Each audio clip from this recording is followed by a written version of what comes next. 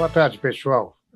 Nós estamos aqui no Adit Invest, recebendo o nosso keynote speaker, Celso Petrucci, no dia 2 de agosto de 2023. O Adit Invest está sendo realizado aqui na sede do Secovi de São Paulo, a Casa do Mercado Imobiliário, e é um grande prazer receber o Celso aqui, que fez uma apresentação brilhante, foi aplaudido de pé, inclusive aqui pelos nossos participantes. Aliás, como comentário, estamos com a casa cheia, 340 inscritos, e tivemos que recusar a inscrição de cerca de 50 pessoas devido ao espaço. Nós não estávamos esperando tanta gente, mas isso é bom. Para o ano que vem, a gente vai conseguir realizar um evento melhor ainda e, infelizmente, num espaço que seja mais adequado. Muito bem, Celso. Você fez uma apresentação brilhante sobre todo o panorama, voltou no tempo, inclusive, lá para os anos 90, inclusive. Começou a lembrar desde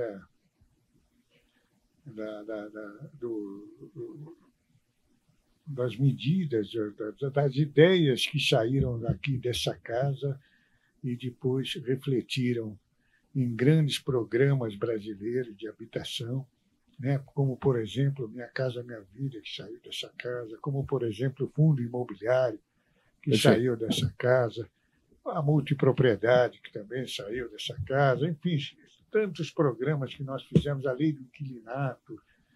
Quer dizer, se a gente fosse receber em dinheiro tudo o que o Secovi fez para o mercado imobiliário, realmente dinheiro não seria o nosso problema aqui do Secovi.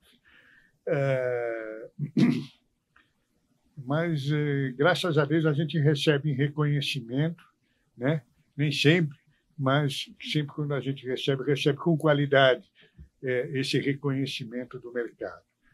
E você passeou por essas 3 décadas, praticamente, final da década de 90, passando pela década de 2000, 2010 e chegando a quase meados da década de 2020, passou citando as crises que nós passamos nesses últimos 10 anos, que foram 2 a 3 crises, né? Digamos que em 10 anos nós passamos 5 ou 6 de crises, né? Especialmente a crise da recessão econômica do governo Dilma e a crise provocada pela pandemia. Isso foi em todos os mercados no mundo inteiro. Se você pudesse fazer um resumo do passado, o que foram esses 10 anos? Daqui a pouco a gente fala do futuro, né, Celso? O que foram esses 10 anos para o nosso mercado, na sua visão, para o nosso espectador entender? Perfeito. E agradecer o convite aqui de estar junto com vocês, de ter feito a abertura do Adit Invest, né? Parabenizar pela 18ª edição do Adit Invest. Caio, se voltar uns 10 anos para trás, nós vamos chegar em 2014. Né? 2014, 2015 e 2016 foram os piores anos para a economia, quando a gente olha para trás em termos de recessão econômica, passamos por um impeachment de presidente da República. Né? Mas o nosso mercado imobiliário ele é muito resiliente. Né? E o mercado imobiliário passa a crescer a partir de 2017, e ele vem num crescimento substancial até 2022 e adentra por esse ano aqui. E se a gente considerar, né, tivemos a pior crise econômica dos últimos 100 anos, nos anos de 14 e 15, e que tivemos a pandemia, uma coisa inesperada que aconteceu no mundo todo, e que nós, em março de 2020, a gente não sabia o que ia fazer da vida, né? Isso comprova a resiliência do mercado imobiliário, isso comprova que o Brasil já tem suporte de demanda para um mercado imobiliário do tamanho que nós temos hoje no país. Isso mostra que nós estamos aptos não só a fazer segundas moradias, a fazer empreendimentos imobiliários de turismo, mas que a gente está numa condição boa para atender a necessidade do primeiro imóvel das famílias, né? E só um dado para as pessoas saberem: nós de 2013 a 2022, o Brasil criou 1.100.000 domicílios permanentes por ano, né? E o nosso setor imobiliário é responsável por 75% de toda essa criação de domicílios permanentes. Então, o papel que entidades como a DIT, como o Secov São Paulo e outras entidades exercem é muito importante, e foi muito importante para a gente chegar com esse mercado imobiliário mais maduro, mais saudável e mais profissionalizado agora no ano de 2023. Tá? Boa. Celso, eu tive a honra de você me receber lá no escritório, e que você esteve lá falando para a gente, brilhante, como sempre. E eu lhe fiz uma pergunta que eu acho que é legal de fazer de novo para quem está nos assistindo, que é o seguinte: o ano de 2020, ali meados, principalmente 2020, quando virou o semestre de 20, que a pandemia já estava instalada, a gente observa um aumento grande nos lançamentos e vendas no setor da construção civil. Seguido de 2021, que acho que foi o melhor ano de todos. 22, ele começa a diminuir um pouco, como você bem mostrou hoje para a gente. Aí a pergunta é o seguinte: o ciclo, normalmente, ali são 36 meses, normalmente. Às vezes vai um pouco mais ou um pouco menos, o ciclo do lançamento e entrega. Então, nós estamos falando que aquilo que foi lançado no segundo semestre de 20 vai ser entregue agora no segundo semestre de 23. 21, 24, né? E 22, 25. Então, como é que estão esses estoques frente a novos lançamentos que estão acontecendo? É possível haver uma bolha imobiliária? Ou como é que está a demanda para isso? Perfeito. Olha, é uma questão que você sempre coloca, essa questão dos estoques, e eu acho importante falar para vocês, né? Nós, no ano de 2022, lançamos na cidade de São Paulo 70.000 unidades. E vendemos um número muito próximo desse. Foi o melhor ano de vendas em número de unidades e em valor da cidade de São Paulo. E encerramos o ano de 2022 com aproximadamente 66.000 imóveis não vendidos. Esses 66.000 imóveis, é importante falar para as pessoas, eles estão dentro dos seguintes períodos. São os imóveis que foram lançados nos últimos 6 meses do ano de 2022 e são imóveis que foram lançados mais em 30 meses para trás, né? Eu olhando hoje, a minha oferta final, o meu estoque, que era 66.000 no final do ano, hoje já é 64.000. E ele está muito equilibrado com a demanda, né? Para te dar um número que eu acho que é interessante, desses 64.000, nós temos 42.000 unidades que não são Minha Casa Minha Vida e que tem o escoamento da oferta aí calculado em 14 meses.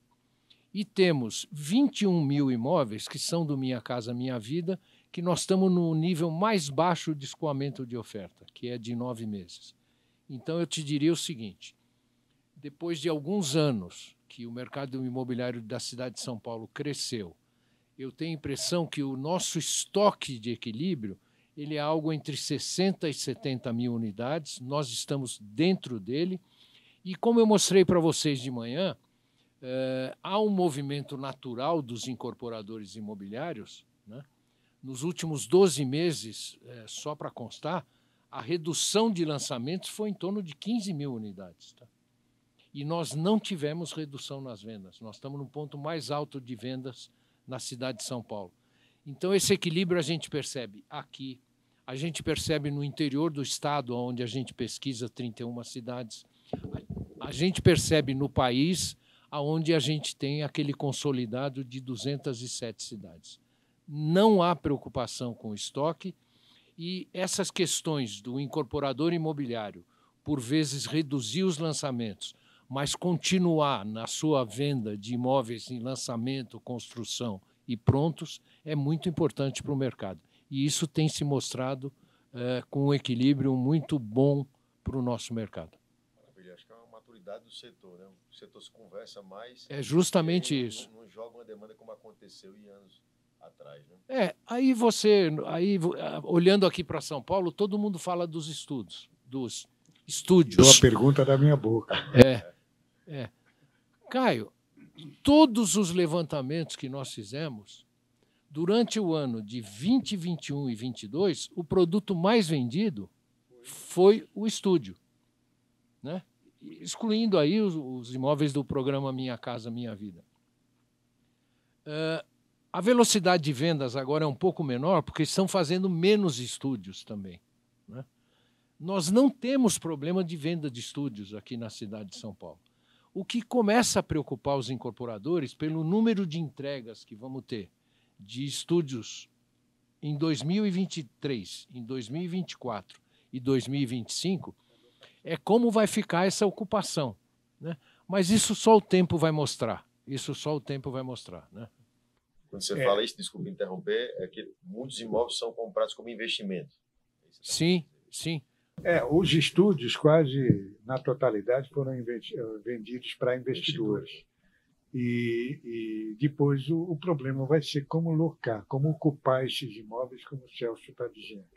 A gente sabe que uma parte desses estúdios vão suprir, talvez, a carência hoteleira que nós temos na cidade. Vão enfrentar a concorrência, vão ser concorrentes dos hotéis que tem em São Paulo.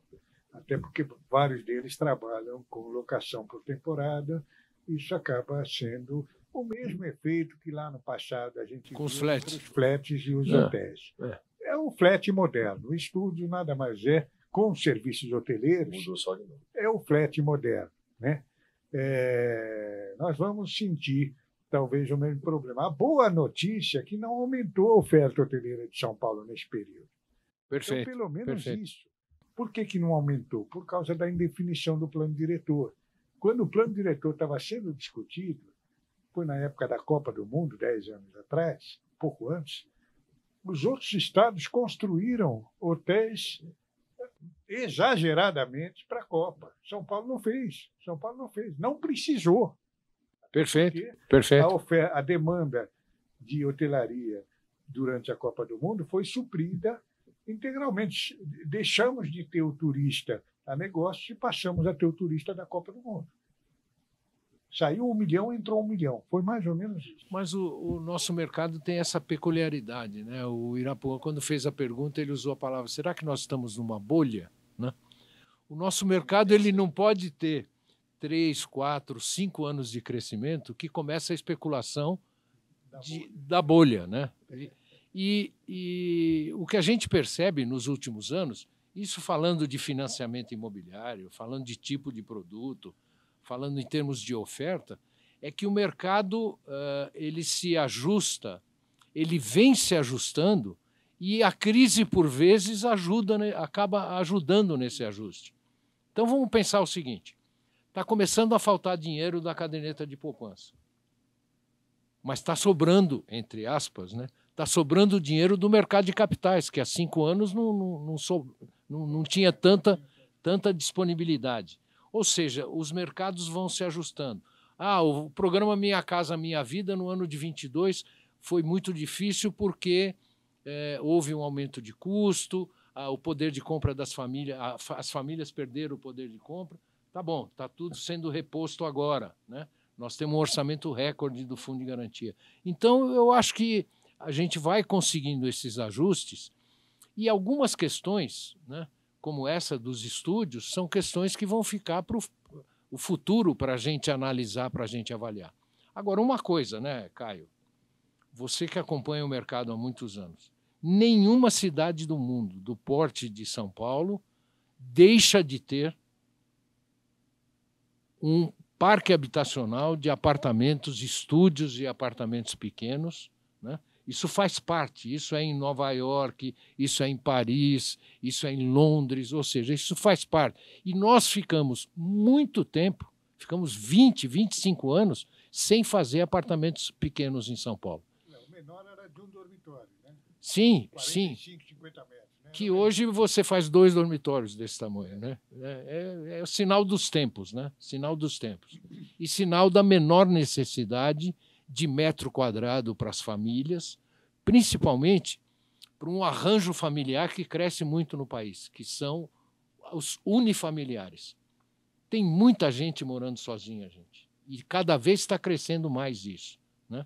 E isso é, vamos dizer, uma tendência que vale para o jovem, que vale para o casal jovem, principalmente para os jovens que estão adquirindo o seu primeiro imóvel, e que vale também para pessoas que já os metros quadrados que tem nas unidades deles já não servem, já não são tão, não servem para nada, né?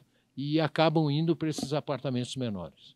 E aí eles acabam deixando, quer dizer, economizando na taxa de condomínio, no IPTU, quer dizer, tudo isso colabora, né, com Perfeito, o fato dele morar perfeito. num apartamento menor. Irapuã, acho que vamos falar de futuro agora, né? Vamos. Do nosso lado, Caio, o Celso hoje comentou bem, a indústria de fundo de investimento, ela é uma indústria perene. Por que ela é perene? Porque os fundos imobiliários que estão sendo criados, foram criados principalmente ali em 20, 21, 22, que estão sendo criados novos e estão fazendo follow-on de fundos já existentes, são fundos listados em bolsa, que você nunca vai pedir o saque. O cotista nunca vai pedir saque daquele fundo, ele não pode. Ele pode negociar aquela cota no mercado secundário. Perfeito. Então, daí você cria uma indústria perene, né, que tende a ser maior, como acontece em países mais desenvolvidos, maior do que o sistema bancário. Perfeito. Porque você não saca. O sistema bancário você vai lá e saca. O fundo você não vai sacar, você vai vender a cota. Então, acho que a gente está ainda no começo de uma indústria que já tem números. O Celso comentou aqui de cabeça, eu não sei dizer agora, mas ele pode comentar depois. É uma indústria crescente, uma indústria que tem entregue na ponta final para o seu cotista, e que o grande desafio dessa indústria hoje é essa relação com o incorporador, porque essas operações elas são viabilizadas, a grande maioria delas por intermédio de certificado de recebível imobiliário, que é o nosso CRI, e nesse CRI são várias linguagens. Então, você tem ali um investidor que cotista, ele não participa ativamente.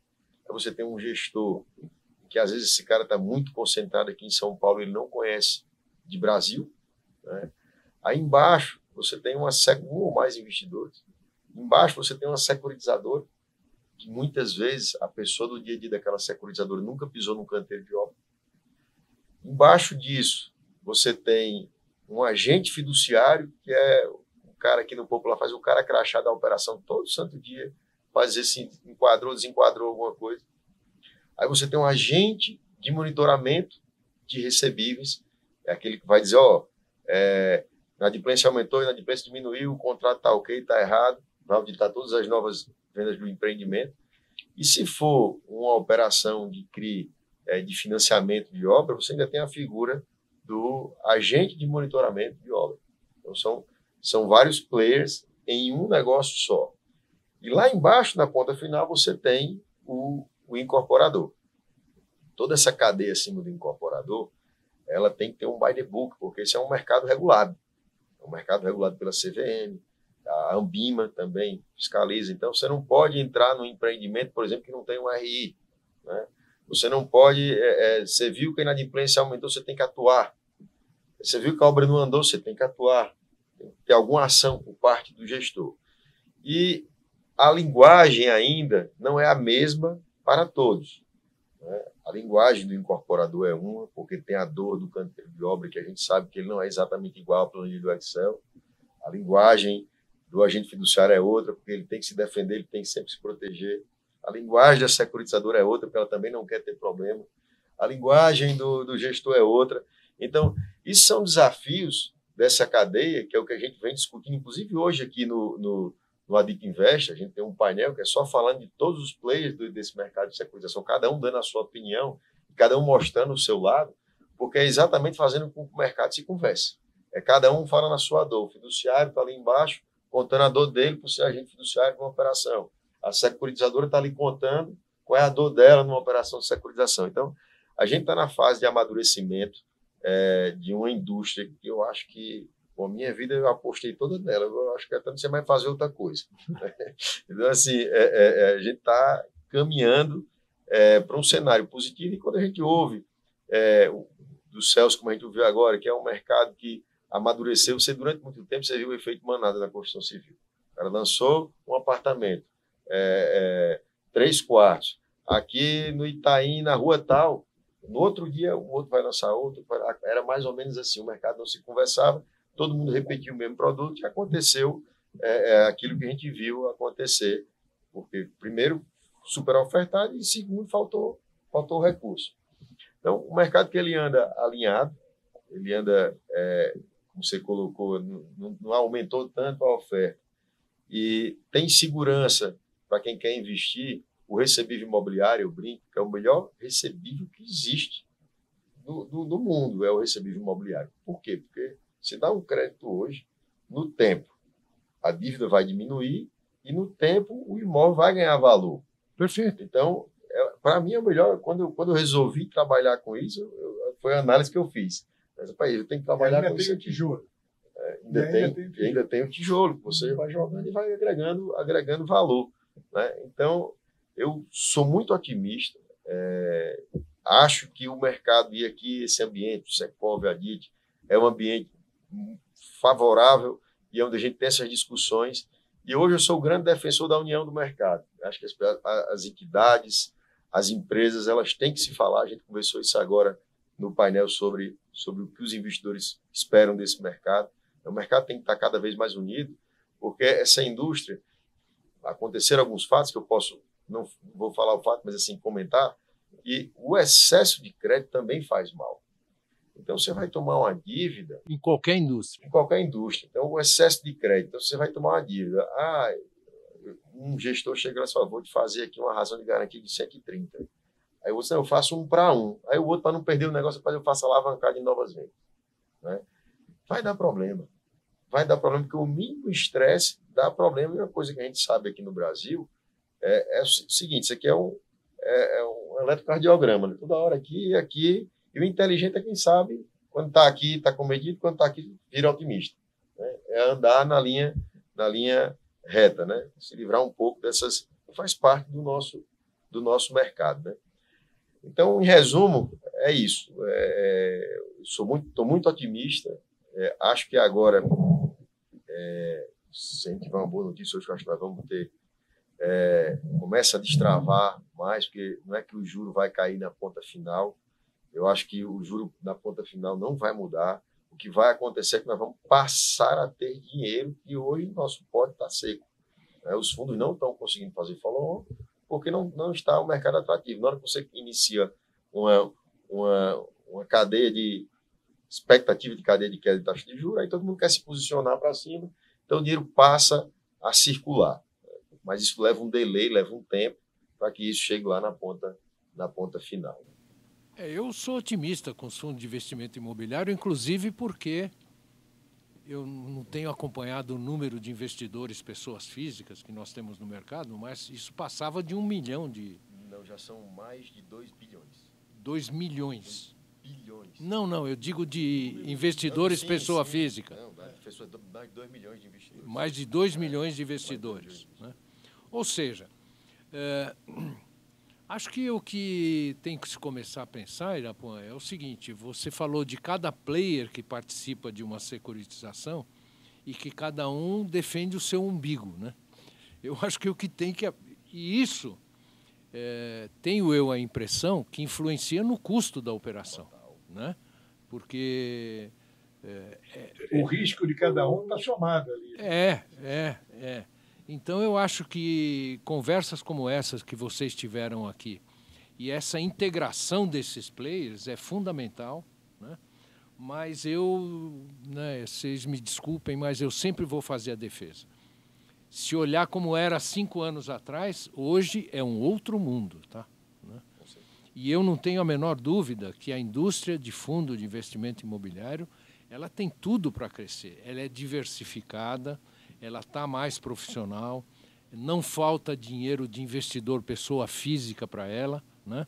Eu acho que vocês da indústria de fundo vão se dar muito bem, principalmente se o país entrar aí numa rota, né? Cresce esse ano 2,2%, 2,5%, cresce o ano que vem mais um pouquinho. Não dá para sonhar com o Brasil e achar que vai acontecer o que aconteceu na China, né? Aquele crescimento de PIB de 7,5% que nós tivemos em 2010, nós não vamos ver mais, nunca mais, nunca mais. É impossível de acontecer. Mas com o crescimento perene aí, como a gente vem atravessando, eu tenho a impressão que a indústria de fundo de investimento imobiliário ela já se consolidou e ela tem tudo para crescer. E agora tem que ir aparando essas arestas, tem que se juntar, né? Juntar na defesa de que o Ministério da Fazenda não tire o benefício fiscal de todos os papéis do mercado de capitais e da caderneta de poupança, né? Porque cada vez que o governo precisa de dinheiro, né? Cada vez que se fala de fazer uma reforma, volta a história de tirar a isenção fiscal, quer dizer, a gente precisa estar muito unido para defender esse tipo de benefício, que é um benefício, né? Virou moda agora falar dos fundos exclusivos, né? Os fundos dos milionários. E quando você vai ver esses aplicadores da Bolsa, né? Você tem aplicador, a grande faixa de aplicadores está em até 5 mil reais, depois de 5 a 10 cai um pouquinho, depois, ou seja, não são milionários que estão aplicando em fundo de investimento, né? Se houver alguma estrutura aí que precise ser mexida, que seja mexida. Agora, não dá para matar o doente porque está com uma febre, né? Vamos dar um analgésico aí, baixa a febre e vamos tocar a vida, né? Celso, obrigado. Eu sei que você está com tempo. Aliás, nós já passamos do tempo aqui, né? Do nosso podcast. Acho que foram depoimentos brilhantes e muito valiosos. Esperamos contar com vocês nos próximos Adit Invest. Estaremos juntos. Como sempre contamos, né? No passado. Vamos esperar o crescimento que os otimistas também, todos nós aqui estamos otimistas. A gente conversa com o pessoal que está aqui também, está muita gente demonstrando otimismo, com um pé à frente e um pé atrás, né? E no Brasil nunca foi diferente. Nunca foi. Mas vamos em frente, e a nossa indústria imobiliária só tem a ganhar com todos as participações de vocês e os nossos eventos que a gente vem promovendo há tanto tempo de uma forma tão positiva. Muito obrigado, gente. Um abraço a todos. Obrigado.